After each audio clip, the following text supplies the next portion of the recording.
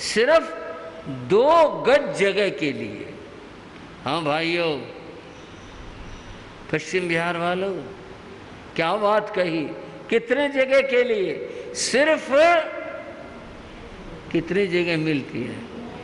हाँ, उनके यहाँ इस्लाम में 2 गज कबर 2 गज की होती है, और यहाँ हिंदुओं के तो वो भी नहीं, संस्कार हुआ और राख उड़ गई, वो जगह भी नहीं आता।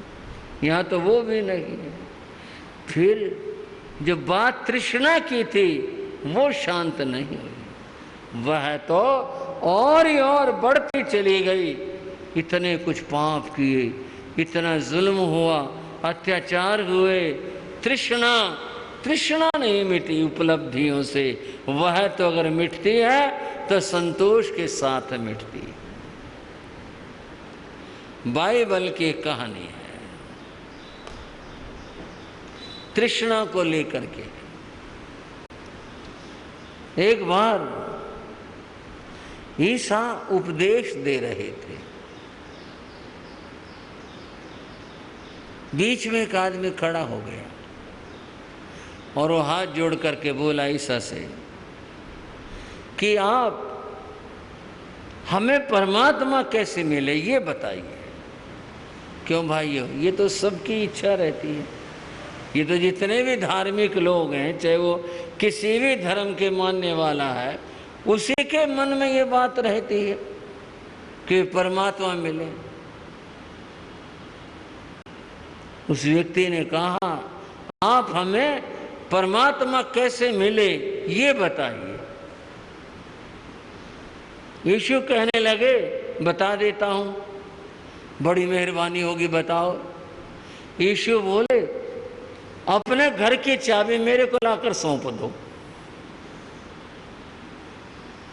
हाँ भाइयों, कुछ बात आई समझ में? क्या मांगी उसने? अपने घर की चाबी लाकर मुझे सौंप दो। कोई आदमी ऐसे परमात्मा को चाहेगा कि अपने घर की चाबी देनी पड़े और फिर तुम्हारे को परमात्मा मिल जाए? अपना परमात्मा अपने पास रखो, ये कौन करेगा? उस आदमी ने भी यही कहा। बोले ये परमात्मा पाने के बाद पूछी थी आप घर की चाबी क्यों मांग रहे हैं? अगर आपको हमने घर की चाबी दे दी फिर हमारा कैसे क्या होगा? बोले देखो, तुमने पूछा, मैंने रास्ता बता दिया। तुम अपने घर की चाबी लाकर मुझे दे दो, मैं तुम्हें परमात्मा के दर्शन करवा दूंगा। आदमी तैयार नहीं हुआ इस बात के लिए कि मैं परमात्मा के दर्शन कर लो और चाबी दे दो। उसके सामने तो ये था, चाबी अगर दे दी घर की, बताओ मेरे पास क्या रह जाएगा, हम क्या करेंगे? उसने दे दी। तब यीशु ने उन लोगों के बात कही, देखो सुई की नोक से शायद ऊंट निकल जाए। सुई का जहां धागा डालते हैं छेद होता है, सुई की छेद से शायद ऊंट निकल जाए। निकल सकता है? नहीं निकल सकता। कैसे निकल? धागा ही डालते उसमें तो धागा ही पार होता है। पर यीशु ने कहा कि सुई के छेद से ऊंट तो पार हो जाए, लेकिन लोभी को परमात्मा नहीं मिल सकता। कुछ और कहने के लिए बाकी है? बचा बताओ। लोभी को परमात्मा नहीं मिल सकता। इतना काम हो जाए कि सुई के छेद से ऊंट तो पार हो जाए, शायद पार हो जाए, किसी तरह से पार हो जाए, पर लोभी आदमी को परमात्मा नहीं मिल सकता। और भगवान महावीर क्या कृपा कर रहे हैं, क्या बता रहे हैं? आसंच छंदंच, आशा और तृष्णा को इसको छोड़ दो, ये कांटे हैं, इनके रहते हुए कभी शांति प्राप्त नहीं हो सकते। दुखों से मुक्त होना है तो इनका त्याग करना पड़ेगा, इनको छोड़ना होगा। इनको छोड़ोगे तो सुखी बनोगे, अन्यथा नहीं। बातें तो और भी हैं, पर बात तो वो करनी है जो कल छोड़ी थी। और कहाँ छोड़ी थी? कुछ ख्याल है भाइयों? क्या चर्चा थी? कुछ थी ना कोई बात? मैंने कहा था भाई बताऊंगा, कल बताऊं। क्या बात थी? कपिल की बात थी। कपिल नाम के युवक की बात थी। उसकी बात थी जो 2 मासे सोना राजा से मांगने गया था और वो पकड़ा गया, जेल में रहा, राजा के सामने पेश किया गया और फिर राजा ने उसकी बात सुन करके कहा, मैं समझ गया, ठीक है, तुम चोर नहीं हो, तुम्हारी जो स्थिति है वो मैं जान गया। मैं तुम्हें कहता हूं जो तुम्हें मांगना हो आज वो मांग लो, मैं तुम्हें दे दूंगा। बहुत बड़ा निमंत्रण था।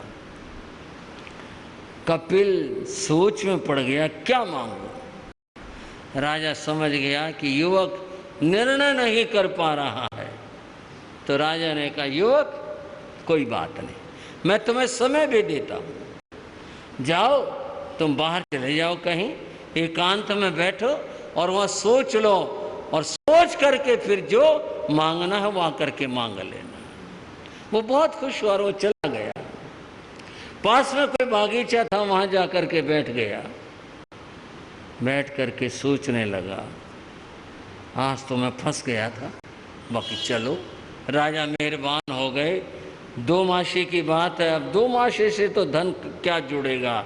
अब मैं राजा को कहता हूं 2 तोले सोना दे दो,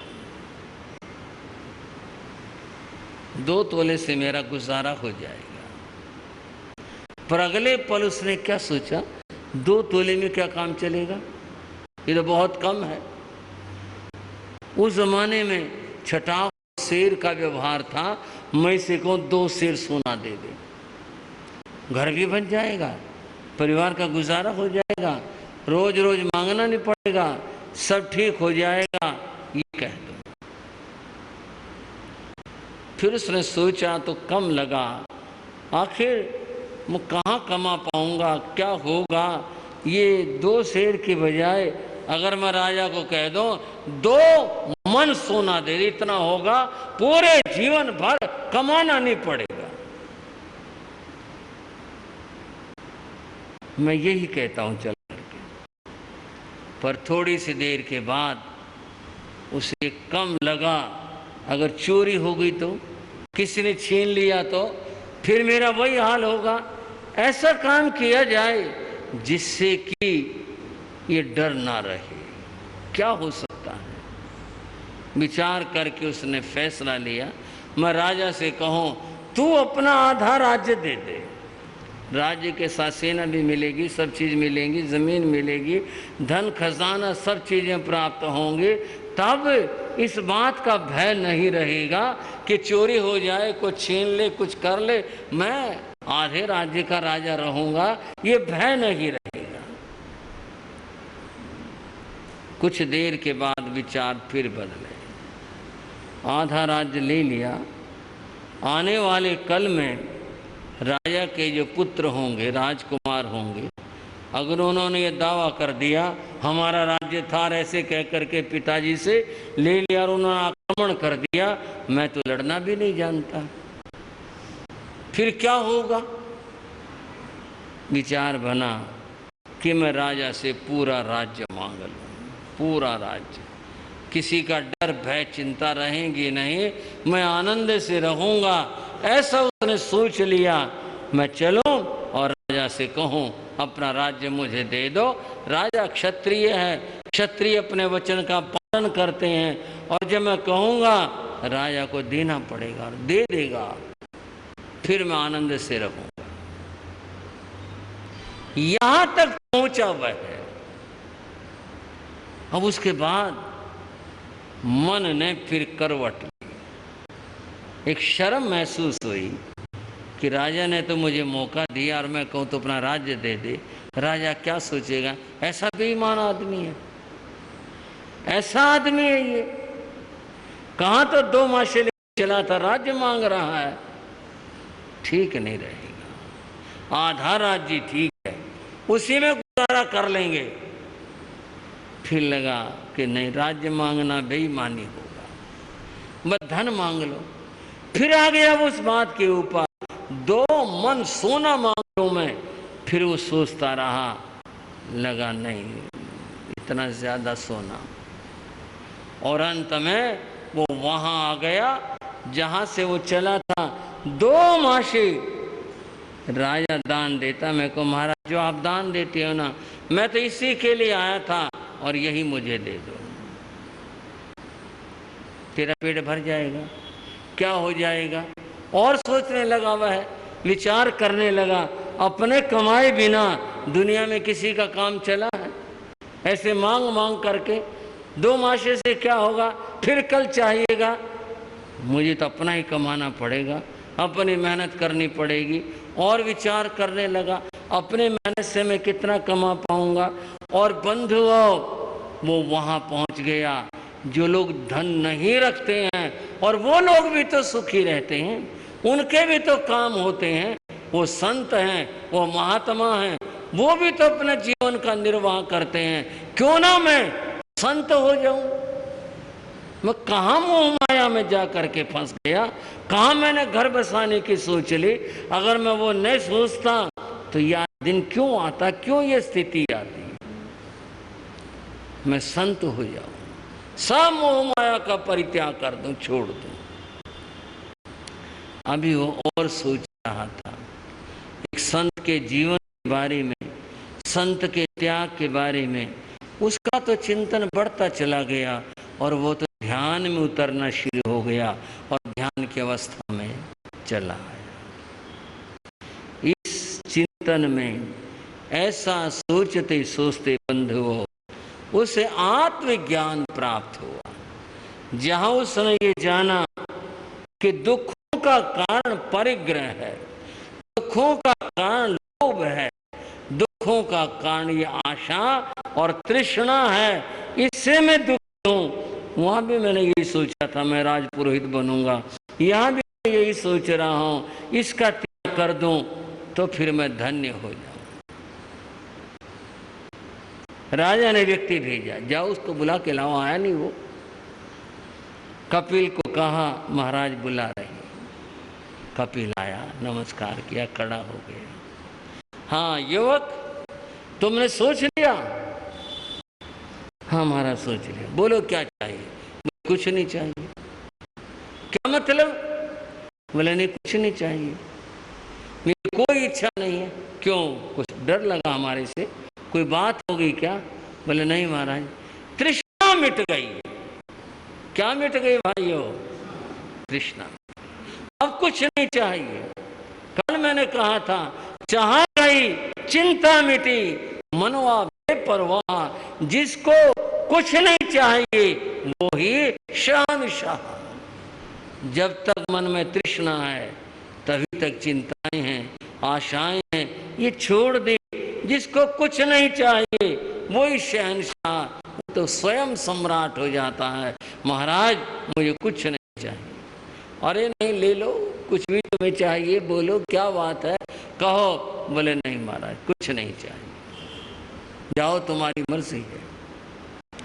बंधुओं बताया गया, कपिल वहां से चल पड़ा।